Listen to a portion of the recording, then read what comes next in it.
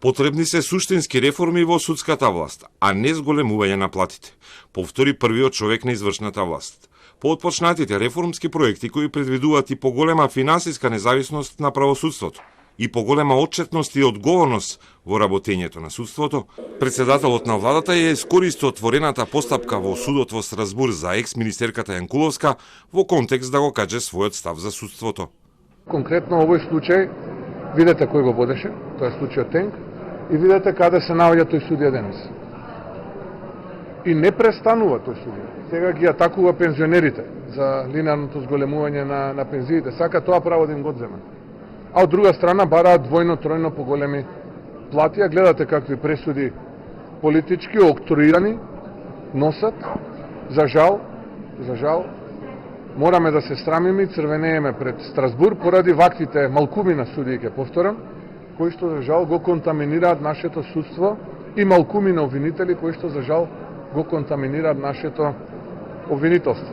Уставната судика не ја спомна по име, но представници на партијата на премиерот веќе неколку дена ја напаѓаат судиката Добрила Кацарска откако Уставниот суд отвори постапка за оценување на уставноста на линеарното зголемување на пензиите. Кога денеска ја контактиравме, таа само ни рече дека е на работа во Уставниот суд и кратко ни кажа дека се уште размислува за обраќање во јавноста.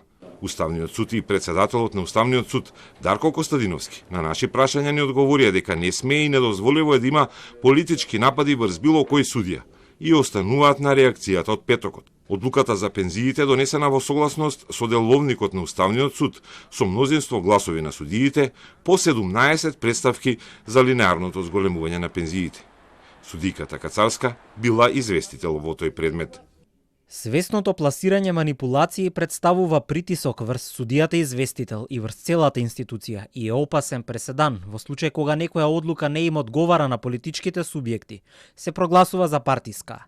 Јавното напаѓање на судии со шпекулативните говори представува директен напад врз институцијата што го штити уставот.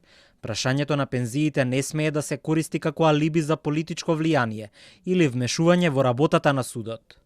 Владеачкото мнозинство на ВМРО ДПМН ги донесе измените на законот за пензии, но Уставниот суд ќе утврдува уставноста на одредбата, дека сите пензионери добиваат исто зголемување без разлика на стаж, висина на пензиите и придонесите кои се плаќани.